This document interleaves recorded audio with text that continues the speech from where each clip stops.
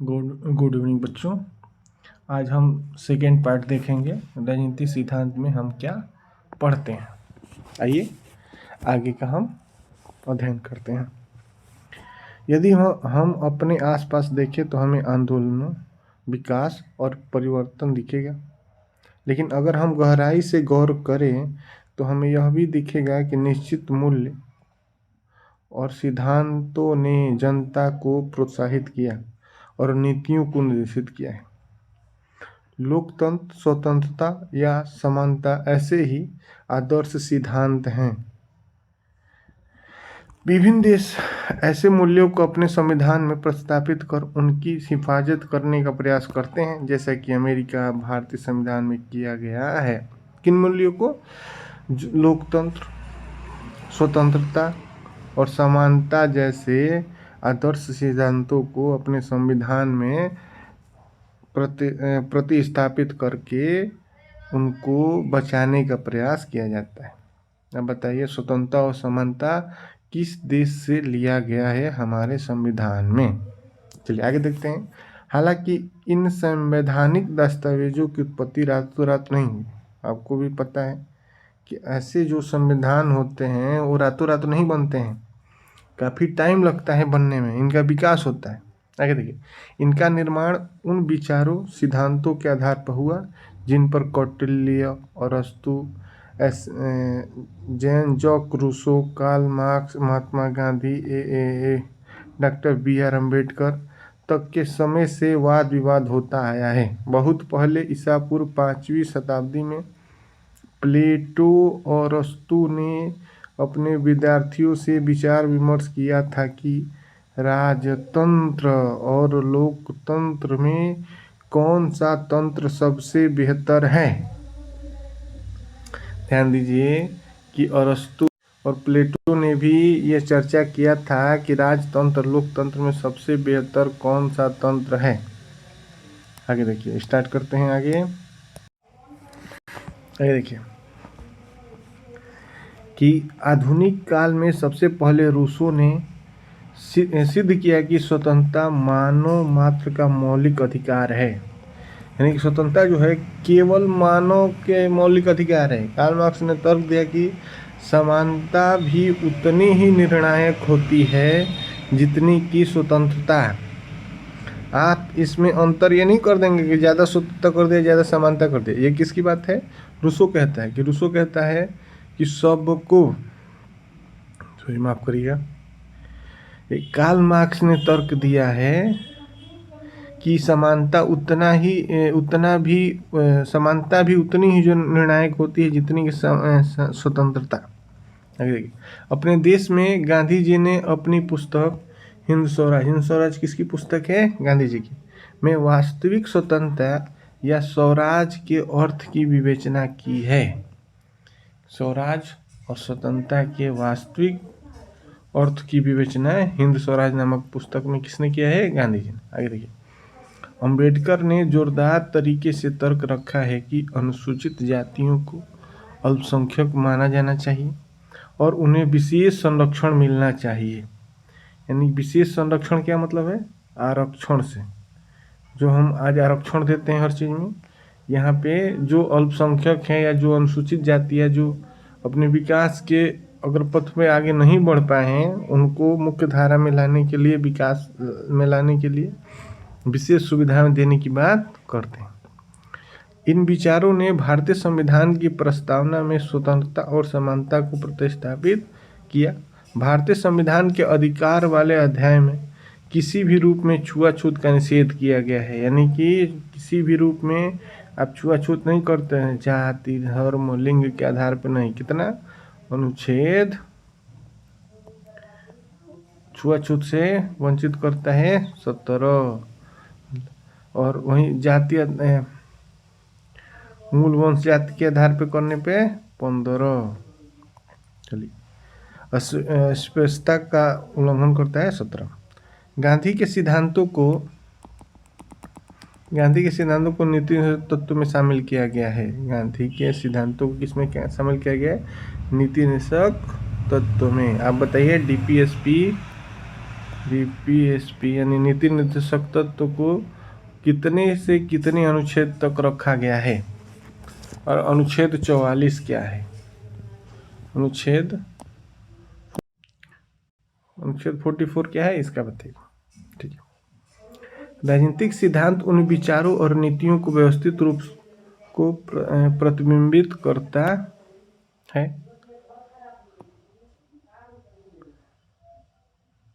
जिनसे हमारे सामाजिक जीवन, सरकार और संविधान ने आकार ग्रहण किया है।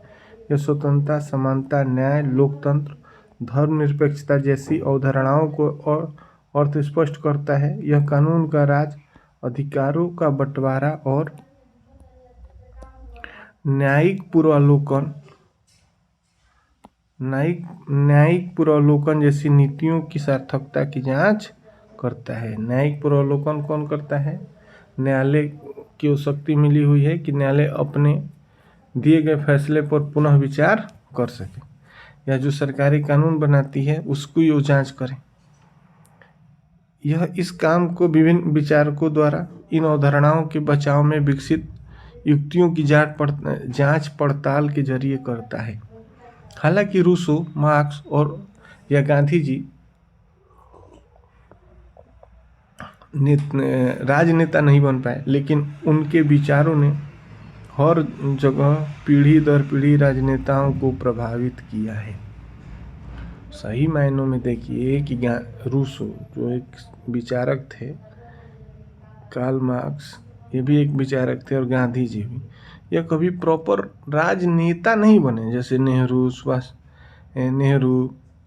या लाला लाजपत राय या जो भी हैं, आप पटेल जी, ऐसे राजनेता कभी नहीं बने ये लोग। ये विचारक, इनकी विचारे सिद्धांत ही पूरी दुनिया में और सभी राजनेताओं को प्रभावित करते हैं। देखिए, साथ ही ऐसे बहुत से समकालीन विचारक हैं जो अपने समय में लोकतंत्र या स्वतंत्रता के बचाव के लिए उनसे प्रेरणा लेते हैं। विभिन्न तर्कों की जांच पड़ताल के अलावा राजनीतिक सिद्धांतकार हमारे ताज़ा राजनीतिक अनुभवों की छानबीन भी करते हैं और भावी रुझानों तथा संभावनाओं को चिन्हित करते हैं। चलिए आगे ऊपर जाएंगे, और एक प्रश्न है उसको लिखने का प्रयास करेंगे आप लोग। प्रश्न है कि ऐसे किसी भी राजनीतिक चिंतक के बारे में संक्षिप्त टिप्पणी लिखिए। ऐसे किसी भी राजनीतिक चिंतक के बारे में, राजनीतिक विज्ञान के वैज्ञानिक राजनीतिक चिंतक के बारे में संक्षिप्त टिप्पणी लिखिए जिसका उल्लेख अध्याय में किया गया है। कितने लोग का उल्लेख कर दिया गया? Ambedkar, Gandhi ji, Rousseau, Karl marks, अरस्तु, प्लेटो और भी कई लोग। इन सभी में से किसी एक व्यक्ति का राजनीतिक चिंतक संक्षिप्त टिप्पणी लिखना होगा आप लोग। ठीक है, जितने हमारे क्लास के हैं सब लिख के लाएंगे और हमसे चेक कराएंगे। ठीक, चलिए आगे बढ़ते हैं। ये आप लोगों के लिए होमवर्क है आज का। चलिए आगे बढ़ते हैं। क्या आप पहचान सकते हैं कि नीचे दिए गए प्रत्येक स्थिति में कौन सा राजनीतिक सिद्धांत मूल्य प्रयोग में आया है? अब बताइए, आप लोग इसमें से पहचानिए। मुझे विद्यालय में कौन सा विषय पढ़ना है यह तय करना मेरा अधिकार होना चाहिए। इसमें से राजनीतिक सिद्धांत मूल्य प्रयोग में कौन सा आएगा? और मुझे विद्यालय में, अब बताइए, मुझे विद्यालय में कौन सा विषय पढ़ना है यह तय करना मेरा अधिकार होना चाहिए। यह आपका अधिकार होगा नहीं। क्यों? क्योंकि आप उतने अभी काबिल नहीं हैं कि आप फ्यूचर डिसाइड करें। यह अधिकार किसका है? सरकार का है। आपके सरकार तय करती है कि कौन सा विषय किस क्लास में पढ़ाया जाएगा, कौन कौन से विषय होगा, और फिर विद्यालय प्रशासन ये डिसाइड करता है कि कौन सी विषय की घंटी कब लगेगी। आप ये तय नहीं करेंगे कि पहले मुझे मैथ पढ़ना है कि पहले मुझे फिजिक्स पढ़ना है। ठीक है, चलिए आगे देखिए। आप राजनीतिक सिद्धांत के मूल्य कौन कौन से हैं, मतलब राजनीति में कौन है? छुआछूत की प्रथा का उन्मूलन कर दिया गया, ये सही है, ये राजनीति में आएगा। कानून के समक्ष सभी भारतीय समान है, ये भी राजनीतिक सिद्धांत के रूप में आएंगे। ठीक, एक कौन नहीं आएगा। अल्पसंख्यक समुदाय के लोग अपनी पाठशाला और विद्यालय स्थापित कर सकते हैं, ये कहाँ है, संविधान में वर्णित है और राजनीतिक सिद्धांत के रूप में है। भारत की यात्रा पर आए हुए विदेशी भारतीय चुनाव में मतदान नहीं कर सकते, ये भी सही है, नहीं करेंगे। मीडिया या फिल्मों पर कोई भी सेंसरशिप नहीं होनी चाहिए, बिल्कुल होनी चाहिए। फिल्मों पर भी सेंसरशिप होनी चाहिए कि आपने क्या दिखा रहे हैं सही है या गलत। मीडिया पे नहीं होनी चाहिए, लेकिन फिल्मों पे मेरे हिसाब से सेंसरशिप होनी चाहिए। ठीक, चलिए। विद्यालय के वार्षिक उत्सव की योजना बनाते समय, विद्यालय की वार्षिक उत्सव की योजना बनाते समय छात्र छात्राओं से सलाह ली जानी चाहिए, सही, बिल्कुल ली जानी चाहिए। गणतंत्र दिवस के समारोह में प्रत्येक को भाग लेना चाहिए, ये बिल्कुल सही है, सबको भाग लेना चाहिए, जो भाग नहीं ले रहे हैं उनको भी भाग लेना चाहिए। चलिए,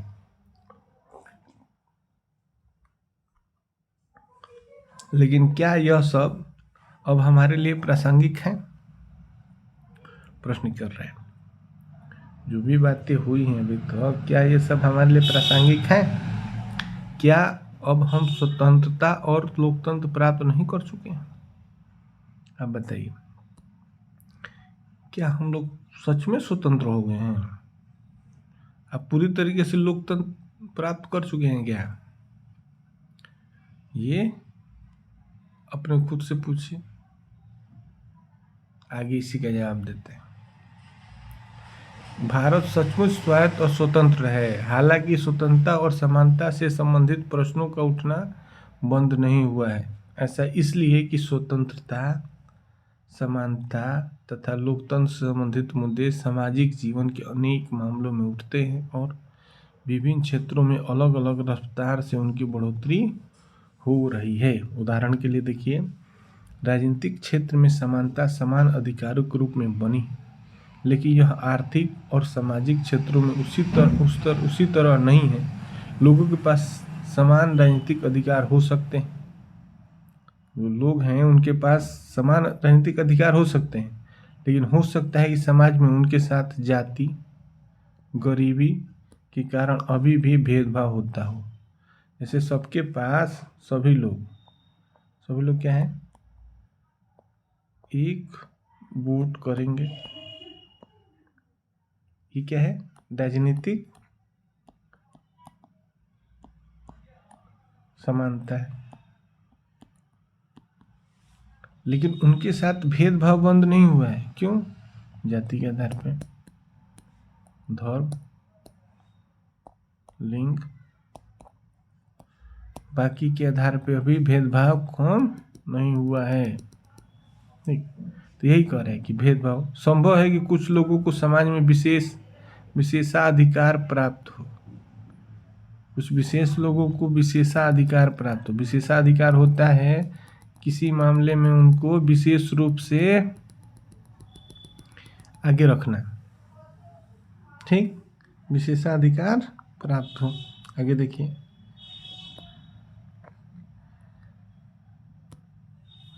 दूसरी बुनियादी आवश्यकताओं तक से वंचित हो। दूसरी क्या हो, बुनियादी आवश्यकता। बुनियादी आवश्यकता क्या है, रोटी, कपड़ा, मकान।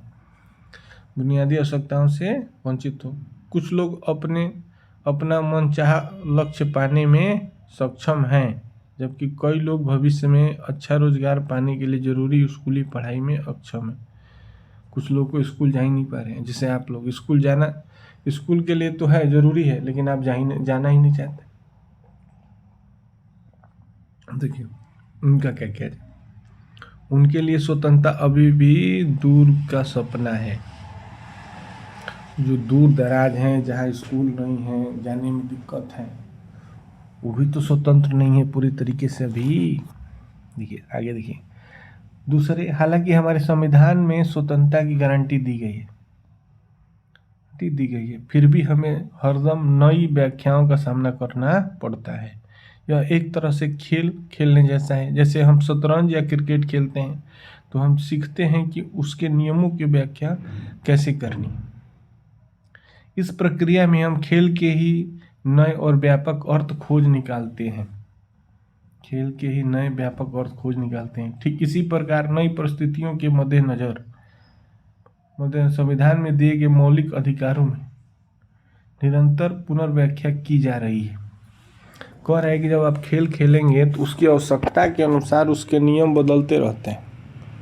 क्रिकेट के पहले कभी क्या नियम थे, अब क्या नियम है, उसके परिस्थितियों के अनुसार उसमें चेंज हम करते रहते हैं। आप कहेंगे ऐसा तो नहीं होता है। तो जो आईसीसी है बोर्ड, वो ये काम करती है। समय समय पर आप देखते हैं खेल के नियम चेंज होते रहते हैं। वैसे ही हमारे मौलिक अधिकारों में और मौलिक अधिकारों का इसकी भी व्याख्या होता रहता है। परिस्थितियों के अनुसार इसमें भी आपकी जो स्वतंत्रता है उसकी खोज होती रहती है, उसकी व्याख्या होती रहती है। जैसे अभी एक आपकी स्वतंत्रता, नीचता की स्वतंत्रता, जिसको सुप्रीम कोर्ट ने मान्यता दिया है कि आपकी किसी की नीचता का हनन नहीं किया जा सकता। देखिए आगे, इसकी एक मानगी तो यह है कि आजीविका के अधिकार को जीवन के अधिकार में शामिल करने के लिए अदालतों द्वारा उसकी पुनर्व्याख्या की गई है। सूचना के अधिकार की गारंटी एक नए कानून द्वारा की गई है। समाज बार बार नई चुनौतियों का सामना करता है। इस क्रम में नई व्याख्याएं पैदा होती हैं। समय के साथ साथ संविधान में दिए गए मौलिक अधिकारों में संशोधन भी हुए हैं और इनका विस्तार भी। यद्यपि न्यायिक व्याख्याएं और सरकारी नीतियां इन समस्याओं का सामना करने के लिए बनाई गई है। आगे देखिए, बनाई गई है। तीसरा है कि जैसे जैसे हमारी दुनिया बदल रही है, हम आज़ादी और आज़ादी पर संभावित खतरों के नए नए आयामों की खोज कर रहे हैं। केवल हम आज़ाद ही नहीं हो रहे हैं, आज़ादी पे खतरा भी है, ये भी मान के चलिए। उदाहरण के लिए देखिए कि वैश्विक संचार तकनीकी दुनिया भर में आदिवासी संस्कृति, जंगल को सुरक्षा के लिए सक्रिय कार्यकर्ताओं का एक दूसरे से तालमेल करना आसान बना रही है। पर इसने आतंकवाद और अपराधियों को भी अपने नेटवर्क कायम करने की क्षमता दी है।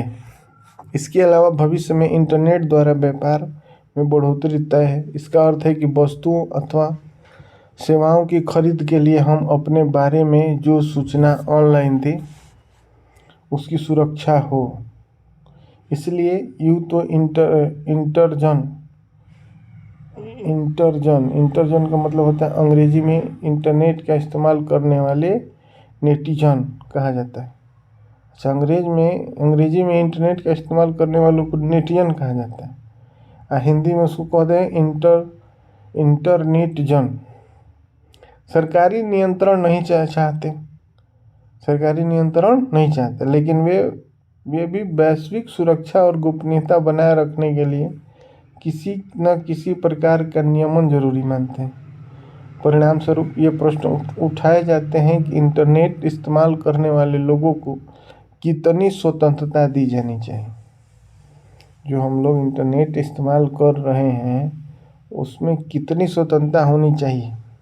क्या आप किसी अजनबी को अवांछनीय ईमेल भेज सकते हैं? ईमेल छोड़िए, आप लोगों के लिए क्या किसी को नहीं जानती हैं, आप व्हाट्सएप से मैसेज कर सकती हैं। अब करेंगे तो क्या, ये खराब है। ये आपकी स्वतंत्रता नहीं है कि आप किसी को भी मैसेज करें। अवांछनीय को ईमेल भेज सकती हैं। ईमेल होता है जो उससे भी मैसेज किए जाते हैं और भेजे जाते हैं, बात करने का एक साधन। क्या आप चैट रूम्स में अपने उत्पाद का विज्ञापन कर सकते हैं? क्या सरकार आतंकवादियों का सुराग लगाने के लिए किसी के व्यक्तिगत ईमेल में ताक झाँक कर सकती है? कितना नियमन न्यायोचित है और किसको नियमन करना चाहिए, सरकार को या कुछ स्वतंत्र नियामकों को राजनीतिक सिद्धांतों में इन प्रश्नों के संभावित उत्तरों के सिलसिले में हमारे सीखने के लिए बहुत कुछ है। इसलिए यह बेहद प्रासंगिक है। जितने प्रश्न उठाए जा रहे हैं सबका जवाब मिलेगा आने वाले चैप्टर के माध्यम से। आपका पहला चैप्टर ही इस बात के लिए है, ये बताता है कि हम राजनीति विज्ञान में किन किन मुद्दों पे बात करेंगे, और ये समझने के लिए है कि उन मुद्दों के माध्यम से हम आगे के इस अध्याय में इस बात को जानेंगे, जैसे स्वतंत्रता, समानता, न्यायिक पूर्वावलोकन, जैसे जो भी चीज़ें थी वह आगे के हम सब अध्यायों में उसको जानेंगे। देखिए यहाँ पे कुछ है रोचक कि आओ कुछ करके सीखें।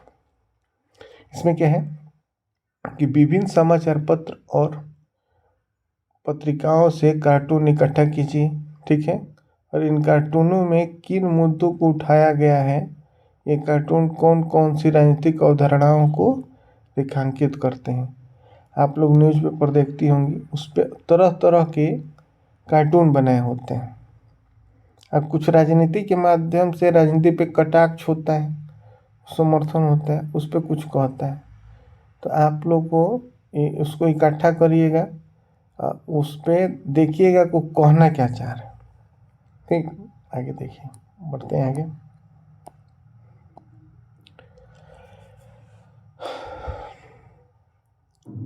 यह है कि प्राचीन यूनान के एथेंस नगर में सुकरात को सर्वाधिक विवेकशील व्यक्ति कहा जाता था।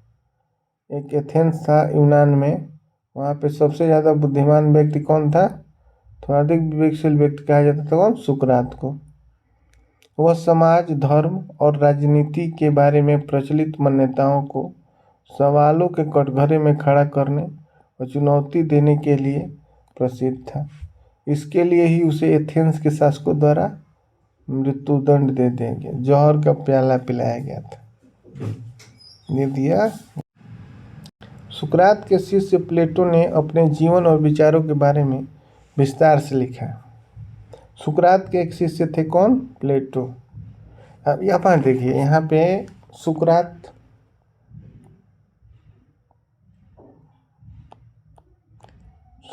के शिष्य हुए कौन, प्लेटो, और प्लेटो के शिष्य हुए कौन, अरस्तु, और अरस्तु के शिष्य कौन हुए, सिकंदर।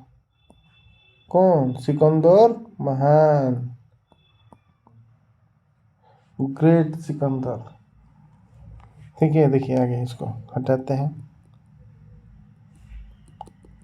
आगे वाला पढ़ते हैं हम लोग।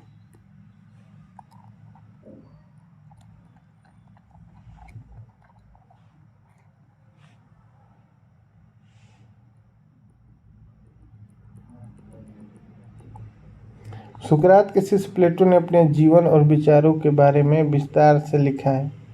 प्लेटो ने अपनी पुस्तक द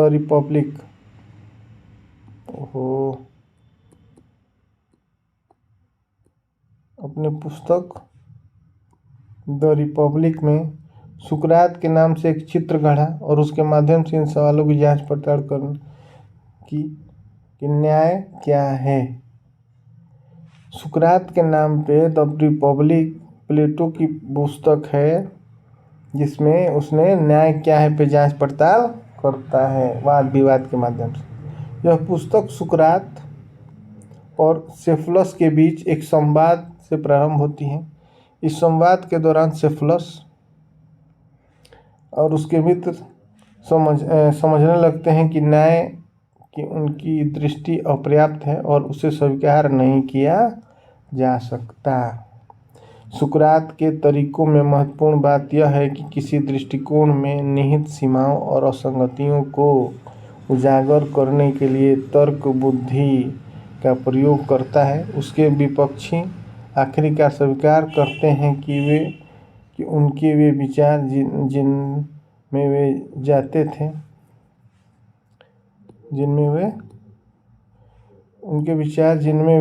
जीते थे चलने वाले नहीं हैं। वो स्वीकार कर लेते हैं कि हम जीत नहीं पाएंगे। चलिए, तो आज के लिए इतना ही।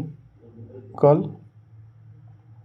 माफ़ी चाहते हैं, लेट हो गया, लेकिन अब कल ये वाला चैप्टर आपके लिए रहेगा कि राजनीतिक सिद्धांतों को व्यवहार में उतारना, हम राजनीतिक सिद्धांतों को अपने व्यवहार में कैसे उतार सकते हैं, ये कल रहेगा। आज के लिए